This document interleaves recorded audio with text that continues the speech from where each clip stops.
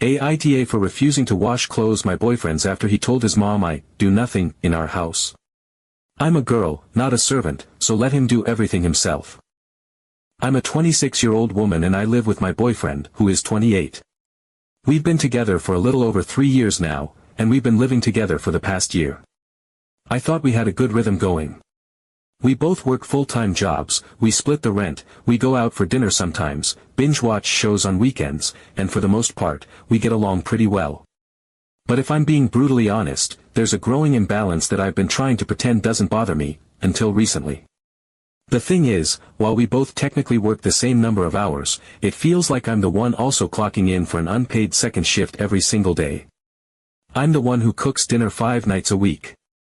I clean the bathroom, vacuum the floors, mop the kitchen, change the cat litter, buy groceries, plan meals, pay the utility bills on time, take our cat to the vet, and even organize our social calendar. I handle the laundry, washing, drying, folding. I know what kind of almond milk he prefers. I refill the Brita. I remember his mom's birthday. I make sure we don't run out of toilet paper. He, on the other hand, might occasionally take out the trash if I remind him twice. He might rinse his dishes, but more often than not, they're left in the sink for me to deal with. Sometimes he'll vacuum if he's feeling especially generous. But that's about it. I've brought it up multiple times. Gently, not so gently, in frustration, in calm tones. Each time, he gives me that sheepish smile and says, I'll try to do more. Sometimes he'll make a token effort for a day or two, like wiping the counter or tossing in a load of laundry, that I still end up folding, but it never lasts. And eventually, we fall back into the same pattern, where I do everything, and he conveniently forgets that I exist unless he needs clean socks or a dinner plate. Fast forward to last weekend. We were invited to his parents' house for dinner. They're nice people, generally speaking. His mom can be a little blunt, and she definitely babies him, but I usually just smile and let it roll off my back. This time, though, she caught me completely off guard. We were sitting at the table, making small talk, when out of nowhere she looked at me with this polite smile meet smirk and asked, So, what do you actually do around the house? My son says you're not really the domestic type. I swear I felt my soul momentarily leave my body. I just blinked at her, stunned, and gave this awkward little laugh while trying to process what she had just said. I managed to say something like, well, if by, not domestic, you mean I do everything, then sure. She didn't even chuckle. She just stared at me like I was being defensive or sarcastic, like I had something to prove. And my boyfriend? He looked vaguely uncomfortable but didn't say a single word. Not to defend me. Not to clarify. Nothing. The drive home was silent until I finally asked him, why would you tell your mom I'm not the domestic type? He looked at me like I was overreacting and said, I just meant you don't really enjoy housework. I couldn't believe it. I asked him who on earth actually enjoys housework. Does anyone really wake up thrilled at the idea of scrubbing a toilet or folding endless piles of laundry? That doesn't mean I don't do it. It means I'm not a step-forward wife who takes joy in thankless labor. He shrugged and said it was just a joke and I shouldn't take it so seriously. A joke. That he made to his mother. About me. Behind my back. After doing almost nothing himself. I was furious, but instead of blowing up at him again, I decided to do something different this time. I decided to take a break from his laundry. I didn't make an announcement. I didn't give him a warning. I just quietly stopped including his clothes in the laundry I did. I kept washing mine. I folded my sweaters. I hung up my dresses. I refilled the drawer with clean socks and underwear, for me. His laundry basket, on the other hand, started overflowing by the end of the first week. At first, he didn't seem to notice. He dug into the back of the closet for those mismatched old socks he never wears. Then I noticed him re-wearing the same hoodie for 3 days in a row. By the second week, he started making comments. Did you do laundry already? I'd reply, yep, and leave it at that. He looked confused but didn't press it. It wasn't until day 12 that he finally said something more direct. He was holding up a pair of jeans like they had personally betrayed him and said, Are you mad again or something? You haven't done my laundry. I didn't even look up from my book. I said, I thought you said I don't do anything around the house. So I figured I'd live up to the label. He looked stunned, then annoyed. He said I was being petty and acting immature. I told him if that's how he saw it, maybe he needed to rethink how much he's actually been contributing before accusing me of being unreasonable. That would have been the end of it, except for the next day, I got a text from his mom. She told me I needed to let it go already, that couples joke about these things all the time, and that I shouldn't let one comment create tension in the household. She said her son was trying his best and I should be more understanding. I was absolutely done. I replied, I'll be happy to let it go, right into the washing machine with the rest of his responsibilities. She didn't respond after that. Since then, my boyfriend has started doing his own laundry. Badly. He shrunk a sweater and turned a white t-shirt slightly pink. But he's doing it. I haven't gone back to including his clothes in the wash. He hasn't apologized beyond the shallow, sorry you're mad, kind of apology. And no, he still hasn't said anything to his mom about her out-of-line comment either. Now I'm wondering, was I wrong to handle it this way? Was it petty to make a point with the laundry? Or is this what it takes for someone to realize that not enjoying housework doesn't mean you get to act like your girlfriend is your maid? I'm tired of being the invisible labor in this relationship. Tired of being the undomestic one while folding someone else's boxers. So, am I the asshole? Update 1. After the whole laundry thing played out, after I watched him fish a damp t-shirt out of the dryer that he'd forgotten to actually turn on, after the fourth pair of socks went missing into whatever parallel dimension neglected laundry always finds its way to, I realized something. Why stop there? If the only way to get him to notice what I do is to stop doing it, then maybe I should actually stop doing all of it. Not in anger. Not even out of spite. Just in the spirit of equality. Just in the name of balance. So I did. No more dinners. No more cozy, home-cooked meals waiting when he walked through the door. No more perfectly seasoned pasta or baked salmon with lemon and herbs. I started making myself quick solo meals, grilled cheese, cereal, takeout. I ate at the counter, listening to podcasts. If he asked what was for dinner, I'd glance over and say that I wasn't sure, I hadn't thought about it. He'd stare at me like I was speaking in riddles. Grocery shopping. I stopped that too.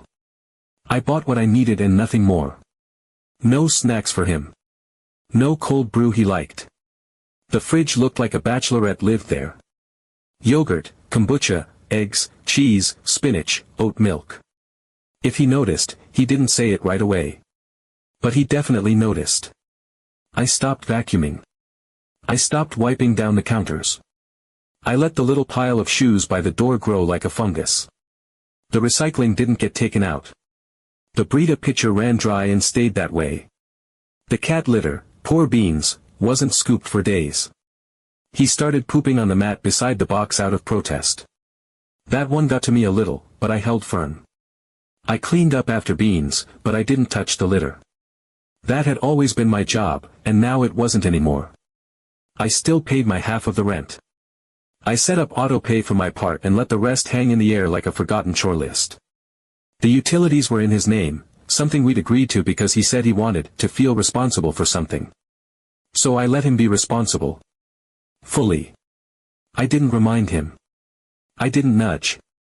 When the internet got cut off for a full day, he stormed around the apartment like the walls had personally insulted him.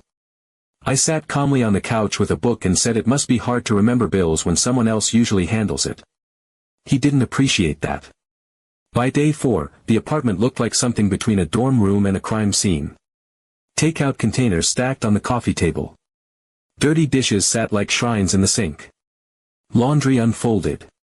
Socks disappeared into crevices. Dust settled on the TV console like snowfall. The cat, in full protest, knocked a glass off the kitchen table.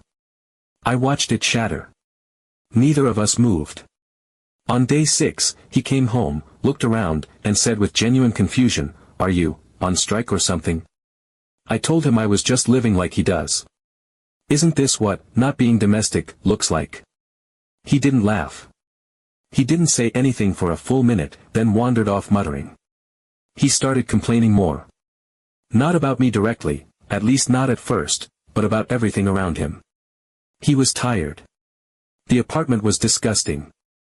The bathroom smelled weird. There was nothing to eat. His shirts were wrinkled. His socks didn't match.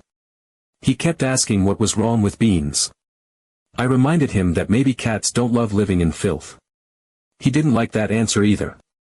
The worst part for him, I think, was watching me go about my life unaffected. I wasn't angry anymore. I wasn't arguing. I wasn't pleading or negotiating or sighing. I was peaceful. Detached. I had let go of the mental labor I had been carrying for both of us, and I don't think he realized how much of that burden had been invisible until it dropped at his feet. That's when the calls to his mom started. I overheard him once, pacing in the bedroom, saying that I'd completely changed, that I wasn't doing my part, that he felt like he was living with a roommate instead of a girlfriend. I just sat in the living room petting Beans, who had finally gotten a fresh litter box, courtesy of me, but only after moving it into my room. My space was clean, comfortable, quiet. His. Not so much. A day later, I got another call from his mom. This one was not passive-aggressive. It was just aggressive. She asked me if I was punishing her son. She said it wasn't healthy for couples to compete over chores, that relationships were about give and take, not tit for tat. She said my behavior was sending the wrong message about maturity, that I was acting like a martyr, and that no relationship could survive when one person decided to keep score. I told her plainly that I wasn't keeping score. I had just stopped playing a game I was never supposed to be in alone. She hung up. Update 2. 2 weeks into the full household strike, Tyler, yes, let's call him by name, Tyler, shifted gears. The first phase of denial, passive complaints, and delegation to his mother had clearly failed him. The apartment still looked like a war zone. Crumbs lined the kitchen counter like a dusty border. Dirty socks clung to the corners of the couch. The trash can was so full the lid no longer closed properly, giving the kitchen an aroma that even our cat, Beans, seemed offended by. Tyler had worn the same pair of jeans 3 times in a week, each time giving them a theatrical sniff as if his nose might absolve him of doing laundry. And I had yet to make a single dinner that wasn't exclusively for myself. The invisible workload I used to carry now sat fully visible, unapologetically sprawled across our shared home like a toddler mid-tantrum. So he decided to try something new, polite asking. At first, it was hesitant, experimental. A soft voice and a gentle tilt of the head. He asked if I could make dinner one night because he'd had a long day. As though my days were airier and free of gravity. I told him that I had too, and that he was welcome to cook or order something, but I was off the clock. The look he gave me was one I'll never forget. Not angry, not even disappointed, just stunned. It was the face of someone realizing that a service they had silently come to expect as part of the scenery was not actually guaranteed. Like discovering that the sun doesn't rise on command. That night, he attempted to make frozen chicken nuggets. And I say, attempted, because half came out blackened, shriveled and crunchy in the worst way, and the other half were soft and pale with the internal temperature of a haunted cave. He stood there, eyes narrowed at the plate like it had sabotaged him, dipping one of the less crispy survivors in ketchup as if that might redeem it. He didn't clean up afterward. Grease stains tattooed the counter, breadcrumbs scattered like confetti across the stovetop, and the baking sheet sat forgotten in the sink. I didn't say a word. I ate my own dinner, grilled cheese with tomato soup, in silence, watching him navigate his burnt offering with the same confusion a cat shows a cucumber. The next few days were an education, though not the one he'd expected. I walked in from work one evening to find him hunched over his phone in the bathroom, perched on a closed toilet lid, watching a video titled, How to Clean a Toilet Without Throwing Up. The volume was up. The narrator was British and disturbingly enthusiastic about limescale. The smell of generic lemon bleach clung to the air, not quite masking the underlying truth that he'd used way too much and still hadn't gotten to the base of the bowl. A mop lay splayed in the hallway like it had been tossed during a battle. I stepped over it, made myself a cup of tea, and left him to his war. Something shifted in his behavior after that. Not a dramatic transformation, nothing worthy of a montage, but a noticeable change in the way he moved through the apartment. He started shadowing me as I went about cleaning up after myself. Not intrusively, not accusingly, but curiously. Like someone watching a magician pull a coin from behind an ear, trying to figure out where the trick was. I'd rinse out a pan, and he'd hover a few steps back, eyeing the sponge like it was a foreign tool. I saw him squinting at the vacuum cleaner once, trying to identify which button did what, like it was a cursed artifact. He didn't ask for help. He just observed, soaking in years of unnoticed routine like a latecomer to a class he didn't know he was enrolled in. Eventually, I realized I needed to speak plainly before the lesson lost momentum. I sat him down. No theatrics, no sarcasm, just clarity. I told him I was his girlfriend, not his maid. That if we were going to live together, we needed to live together, as in, jointly participate in the reality of daily life. That meant splitting the work. Not this vague, half-hearted, I'll do it later version of sharing, but actual effort. I laid it out. I was tired of being the only one who noticed when the trash was full, who remembered we were out of dish soap, who washed the sheets, who scraped the cat's vomit off the hallway rug without fanfare. I told him it was not heroic to do nothing and expect applause when you load a dishwasher once a month. He didn't take it well. He immediately jumped into defense mode, saying he wasn't good at this stuff, that he'd never had to worry about it before. I told him that was exactly the problem. That reaching adulthood without learning how to function in a home wasn't cute or charming, it was a symptom of someone who had always been taken care of, and expected that pattern to continue. I reminded him that incompetence isn't a shield. That not knowing how to do something is fine when you're learning, but not when you use it as a lifelong excuse to make someone else do it for you. The conversation spiraled into an argument. He accused me of being cold, of keeping score, of changing. I told him I hadn't changed, I just stopped over-functioning. That I was no longer interested in preserving a dynamic that treated me like a background character in my own home. He sulked for a few days. Passive-aggressive sighs, extra noise when loading the microwave, pointed remarks about how some people just love cleaning. There were moments where I wondered if we'd make it through. For a while, it felt like we were trapped in a stalemate. He would stack the dishes but not wash them. He would move the laundry from the washer to the dryer but not fold it. Half attempts, little guilt-soaked gestures that meant well but didn't mean much. Then, slowly, quietly, something shifted again. I came home from work and noticed the dishwasher had been emptied. No request for thanks. No mention of it at all. Later that night, I heard the distant hum of the vacuum from the bedroom. I walked out to find him slowly pushing it across the living room. He missed corners. Left streaks. But he was trying. He took out the trash without being asked. He replaced the bag. He scooped the cat litter and didn't make a single exaggerated gagging noise. There were subtle signs of change, a fresh sponge by the sink, an unwrinkled shirt on a hanger, a pack of sponges and trash bags in a grocery bag on the counter, items I hadn't purchased. One night, I opened the door and for the first time in weeks, the apartment didn't feel like a neglected dorm room. It wasn't perfect, but it smelled clean. There was music playing from his phone on the kitchen windowsill. Tyler stood at the stove, stirring something in a pan with the stiff posture of someone following steps carefully. He glanced over when I walked in and said it was just chicken and rice. He had made a batch for the week. He'd portioned it out. He had watched a video to learn how to do it properly. He didn't expect praise. He didn't ask for validation. He just said it wasn't great, but it was a start. Baby steps. Update 3. It's been a month since the great domestic strike began, and the dust, both literal and metaphorical, has finally settled. And things are different.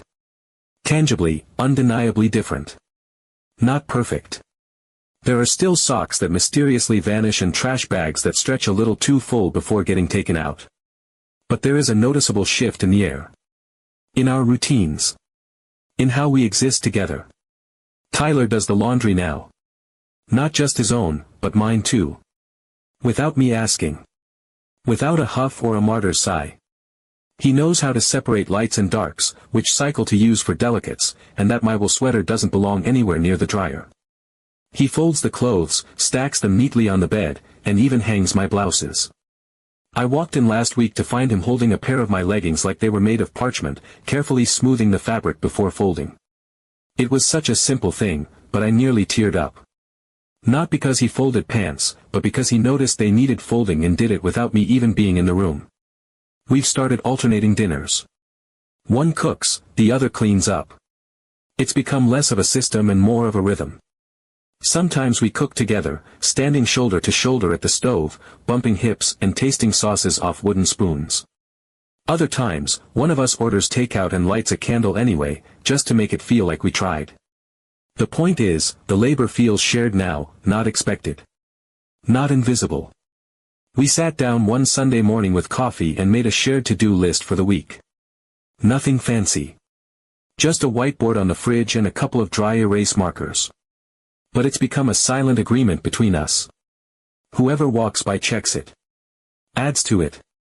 Erases a task when it's done. It's basic and completely revolutionary. He even offered to manage the grocery list. Downloaded the shared app, synced it to our calendar, and updates it without prompting. The first time I heard him say, "We're out of almond milk.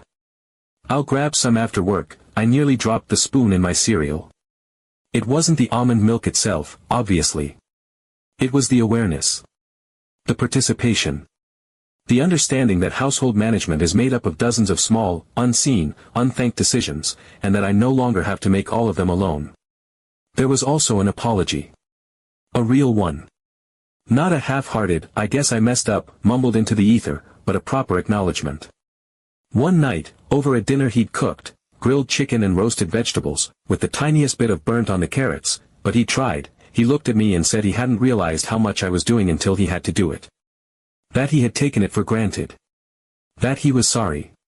He said he hadn't meant to be dismissive, but he had been.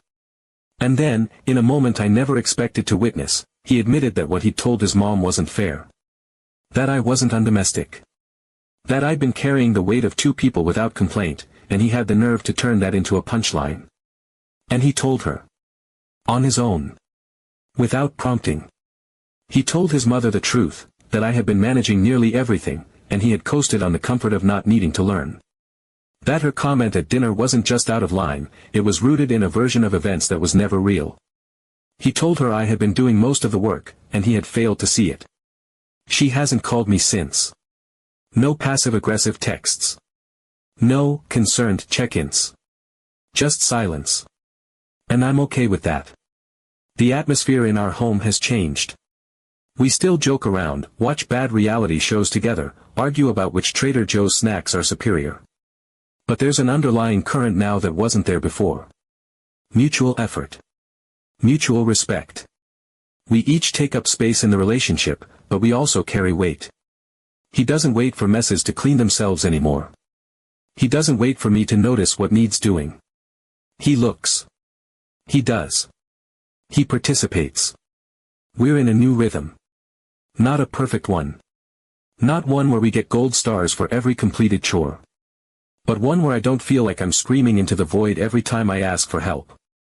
One where I'm not the manager of our life while he drifts through it like a guest with a generous host. And yes, I know it might sound petty to some. That it took a laundry strike and a full-on household shutdown to get us here.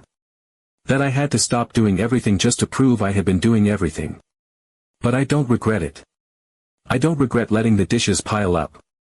I don't regret the awkward silences or the toilet scrubbing tutorials or the burned nuggets. Because through that mess, he finally saw the truth I had been carrying on my back every day. That domestic labor is real, relentless, and too often invisible. I'm not the asshole. I'm just done accepting the bare minimum. And thankfully, he's finally stepping up.